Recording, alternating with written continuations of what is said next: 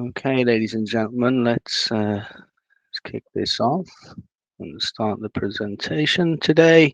So welcome to everybody. My name's Andy Southgate. I'm the Senior Chartered Financial Planner for Drewberry, and I have 20 years experience in the wealth management profession, including 8 years spent in the Iberian Peninsula, advising high net worth and ultra high net worth individuals, families and trusts.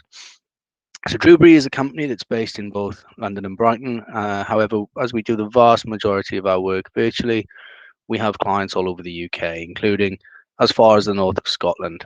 We have a variety of specialisms, including corporate work and insurance.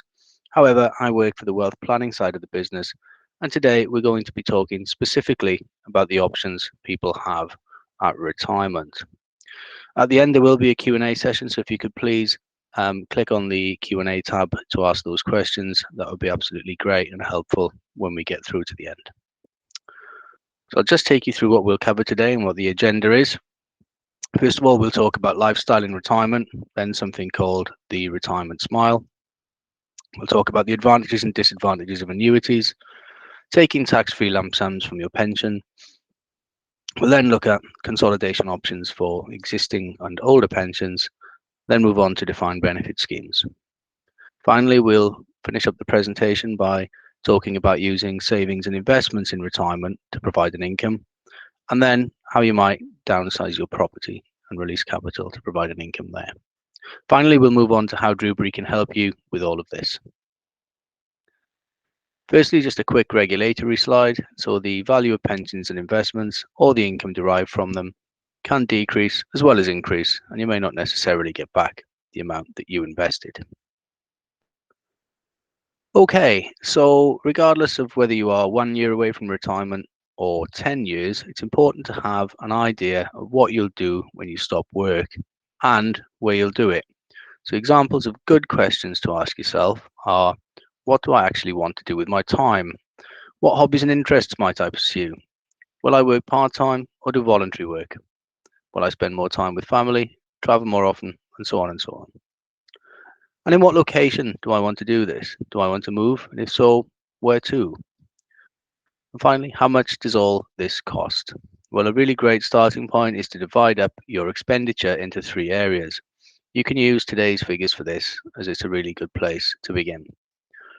We can help you translate that into future figures because we have software that can help.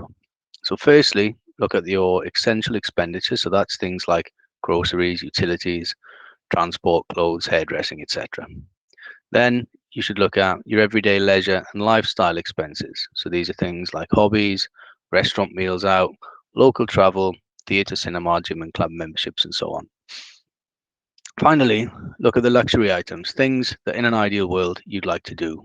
That could be extensive travel, gifts to family, hotel stays, second homes. The list is endless. Once you've done this, you should have come up with a monthly or annual expenditure figure. The next aspect is to figure out whether this can be achieved based on your current resources, and if not, what can be done about it. And that's where we can help. And I'll take you through how this can be done later on. So this next slide is known as the retirement smile, and of course there are usually smiles all round when one retires and can enjoy plenty of free time. This slide though is showing the retirement journey in terms of expenditure needs. It's from a study that was done by Standard Life, and it shows the difference between what people think retirement expenditure looks like over time versus what it actually looks like. Now there are 2 lines, and the red line shows what people think expenditure looks like. The yellow line shows what it actually looks like in many cases. As you can see, moving from left to right, people generally have a very good idea of what expenditure may look like from their late 50s through to around their early 80s. So you can see that early on, people are fit and healthy and looking to spend more money and enjoy life. As people age, their expenditure reduces gradually, reflecting the fact that people slow down gently as they get older. So people generally understand how things are likely to progress up until around their early 80s. And that's very clear from the chart.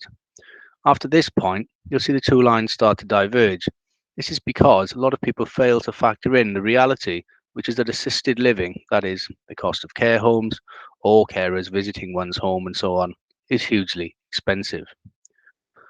As you'll see, those who live into their mid-80s and beyond are likely to see a very dramatic increase in their expenditure, and this will need to be funded essentially by you. And that will be until your assets reduce and reach a certain level as stipulated by your local authority. Now, this figure varies regionally in the UK, but it's worth remembering at this point that later in life, local authorities do have powers to sell your home in many situations, or to put a legal charge over it and sell it when you pass away to cover your care costs. If the thought of losing almost all of your assets and your home sounds incredibly unappealing to you, perhaps because you'd like to leave a legacy to children or to loved ones, the good news is you can use estate planning to avoid this, and as a bonus to avoid inheritance taxes at the same time. But you need to do so early. It's pretty much impossible to leave things until the point at which you need care, because by then it's simply too late.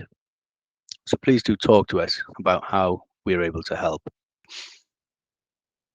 So on here you can see a chart looking at UK life expectancy, and as it shows, this has been on the increase since the early 1980s and did slightly drop during 2020, and that was because of the pandemic.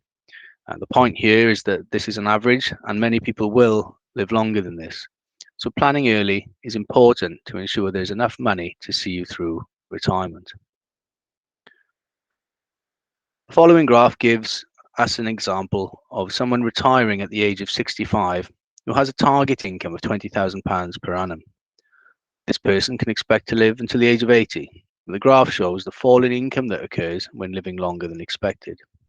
The gap between estimated life expectancy and death and the reduced income that results is what we refer to as the risk of ruin. And obviously this is not a position that you want to be in. So we've talked about some of the issues you'll face. Now in our second section, let's look at some of the options you have to fund retirement. So let's talk about the options you have with any pension schemes you may be a member of. Firstly, we'll go through annuities and answer the question, well, what is an annuity? An annuity provides you with a regular guaranteed income in retirement. You can buy an annuity with some or all of your pension pot, as long as it's not a defined benefit scheme, and it pays income, usually for life. When you use money from your pension pot to buy an annuity, you're able to take up to a quarter, 25%, of the amount as tax-free cash if you wish. You can then use the rest to buy an annuity, and the income you get is taxed as savings. Annuities are sold by insurance companies. So let's look at some of the advantages of annuities then. So firstly, they're guaranteed for life, so you'll never run out of income. You're also able to build in options to have the annuity increased every year in line with inflation. That'll protect your income from increases in the cost of living, which, as we know, is a very hot topic at the moment. You're also able to build in death benefits for your spouse, so if you pass away, they can receive a percentage of the income you leave behind, often around 50%. If you have a shortened life expectancy, it's also possible to get a higher level of income at the outset, if that's appropriate for your circumstances. Unfortunately, annuities do come with some disadvantages. So firstly, the income you'll typically receive is low, and by adding options such as linking the payments to inflation and providing benefits for your spouse, unfortunately, this makes the income even lower at the outset. As a result of this, as well as pensions freedoms, annuities have declined in popularity in recent years. And your annuity cannot usually pass to your children when you pass away. And if you die early and haven't built in any options, such as a spouse's pension, the insurance company simply keeps the money regardless of whether you've received back what you've put in. So it's important to take advice as to whether or not you should be considering an annuity as part of your retirement planning. One of the biggest mistakes people make when purchasing an annuity is that of buying it from their own pension provider. For example, they have a pension with Aviva, then they buy an annuity also from Aviva. There's no need to do this. You're actually able to shop around from all the different insurance companies out there and get a better deal. And in the vast majority of cases, you will find a better deal by going elsewhere. So we'll be able to help you with this. Okay, so let's look at another way to withdraw from a pension, and that's something called pension drawdown. And that's a way to take flexible income from your pension savings. So over your career, you will hopefully have built up pension savings in either workplace or private pensions. If these are defined contribution pensions, as opposed to defined benefit, then you'll end up with one or more pension pots. You can use the money in your pension to then support you in retirement. There are several ways to access this money, and of course, drawdown is one of them. So drawdown allows you to make withdrawals of money from your pension pot. The withdrawals are classed as income and so are subject to income tax. Although, of course, the usual tax-free lump sum of 25% is still available. You can take as much or as little as you like within the limits of your size of your pension pot.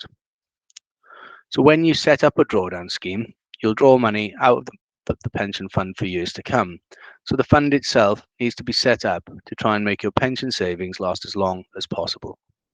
Being invested in assets such as stocks and shares, your fund will rise and fall with the movement of the stock market. This can deliver strong growth, but can also put you at risk of losing money. The blend of investments in your drawdown fund can therefore be crucial. You want a mix of assets that can deliver steady growth over the long term, whilst being as resilient as possible in the face of stock market dips. This can be a challenging decision to make, which is why it's so important to seek financial advice when considering or choosing a drawdown scheme. So what are the advantages then? Well, the main upside is that you can vary your income. If you need to spend more in a particular year, you can simply increase the amount of money you take. On the other hand, if you have a low spend year, you can reduce your income and lower your tax bill at the same time. Another possible benefit is that it has the potential to deliver a higher overall income than an annuity. You're also able to use the drawdown initially and then use some or all of the money later on to buy an annuity. So there's a lot of flexibility and a lot of choice. Another significant benefit is that you retain ownership of your own pension, unlike with an annuity where you surrender the pot. This means that your family can inherit any unspent pension pot when you die, free of inheritance tax. That is particularly advantageous for your beneficiaries if you happen to die sooner than expected. So what are the disadvantages of drawdown then? Well, the main thing to remember about drawdown is that your pension pot is of a limited size. So unlike an annuity, which pays a guaranteed income for life, a drawdown scheme can run out of money. Your pension pot can also lose value. The pot remains invested in the stock market, as I mentioned. So if the market performs badly, it can shrink even if you don't take any income. Also, taking money out during a period of low performance makes it much harder for the pot to grow again. Drawdown funds can therefore shrink much faster than expected if the market performs poorly. This makes it hard to judge how long they will last or how much income you can safely take. It is perfectly possible for drawdown to underperform annuities. Finally, and because of such risks, a drawdown scheme needs ongoing attention from you working with your financial advisor, unlike an annuity, which takes care of itself once it's set up. So we can help you decide what level of income is appropriate to take from your pot, both now and in future, using sophisticated financial forecasting software that we have available for our clients. What happens then to drawdown when you pass away? Well, when you set up a drawdown scheme, you must specify the person or people who will receive any remaining benefits in the event of your death. Any person named in this way is known as a nominated beneficiary. Your nominated beneficiaries will inherit your remaining drawdown fund tax-free if you die before the age of 75. If you die later than that, they'll still inherit the fund, but must pay income tax on any money that they take from it. The tax will be charged at their highest marginal rate. So looking at annuity income over the last 15 years then, as you can see, it did drop quite considerably over the last 15 years and has increased recently owing to improvements in interest rates, among other factors. So the timing of the purchase of an annuity can be very important. As you can see on the screen there, going back almost sort of 15 years or so, you could have had almost 8,000 a year out of an annuity then, and it dropped at its lowest point to just under 5,000, in fact, around 4,700. So you can see the kind of differences that can be played out over a period of time.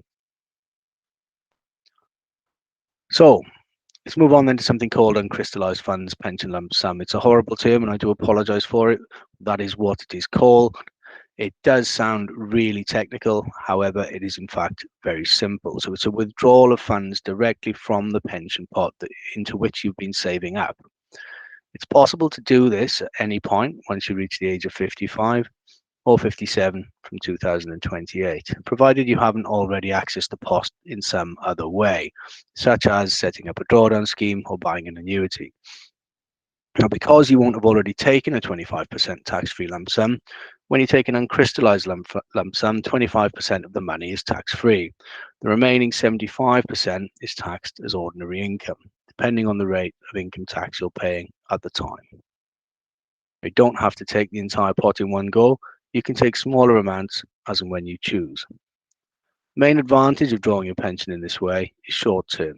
If you haven't decided how you wish to use your pension funds over the longer term, then this is a way of extracting at least some of the funds while also helping to minimize your tax bill whilst you make a decision about what to do longer term. Another advantage would be if you wish to withdraw your entire pension pot in one go.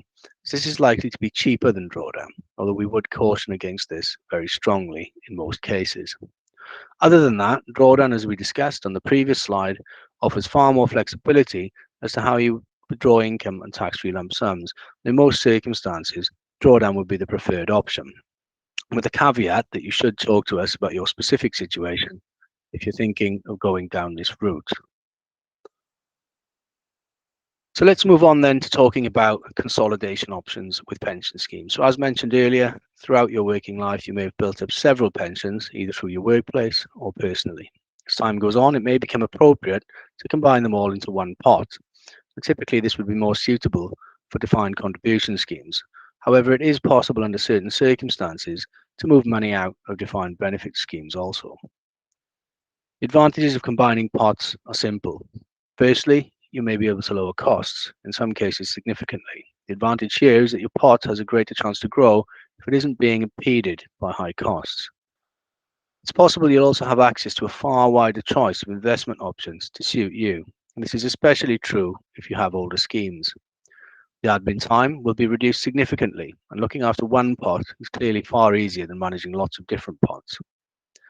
You'll also be able to nominate all your beneficiaries in the event of your passing away in just one scheme.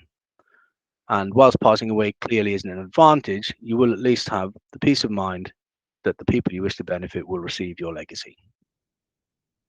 Some of the advantages of combining pension pots are little known, so I'll cover them here now. Some older schemes may have valuable benefits, such as guaranteed rates of growth, guaranteed annuity rates, or bonuses that apply when you reach the scheme retirement age. These can be extremely valuable, and therefore it is important you use a financial advisor who will help you to identify these and what they mean to you, should they exist. Some older pension schemes may also come with penalties and various exit charges should you leave the scheme, so it's important to know if penalties may hinder your retirement plans by moving out of the scheme.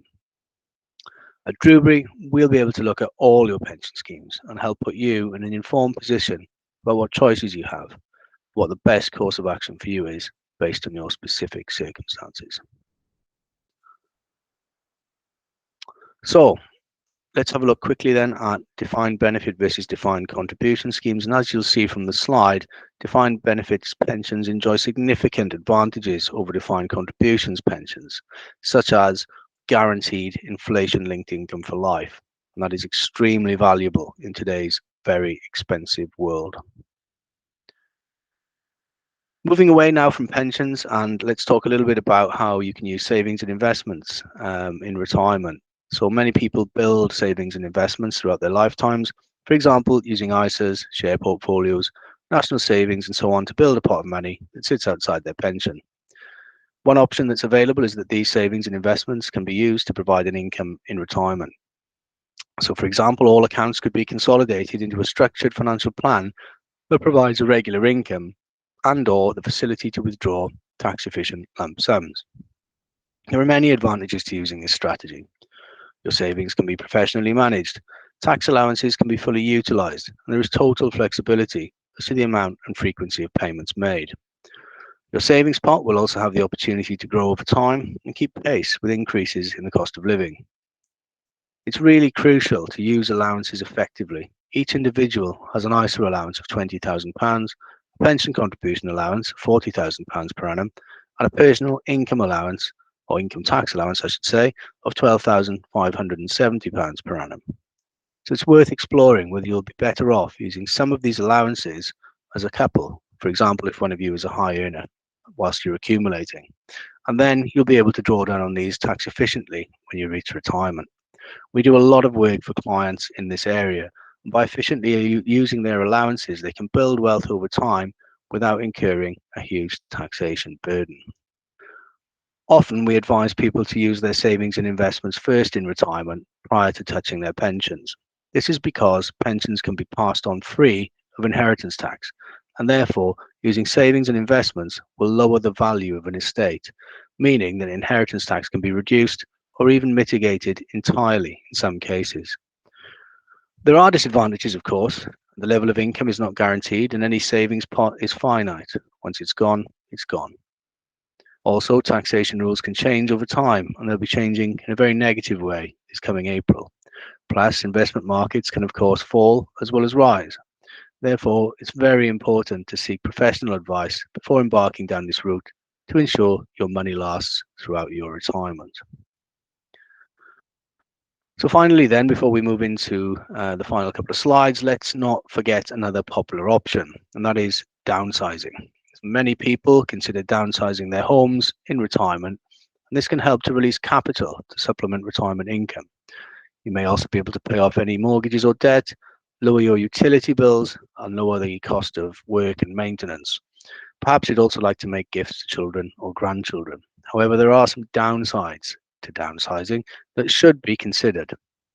Firstly, there'll be less room for guests. You'll also have to live with fewer possessions, and this will likely come with a change of lifestyle, possibly even a change of area, for some people, a perceived loss of status. Having said all that, the really big potential downside, and this is a very newsworthy topic at the moment, is that your home may not be worth what you think it is. House prices in the UK, in general, are falling, and they're set to fall further. So if you wish to downsize your home at the moment, in most cases, you'll have to accept a lower offer to make this happen. Therefore, whilst downsizing may be a valuable option for some, it isn't without its risks.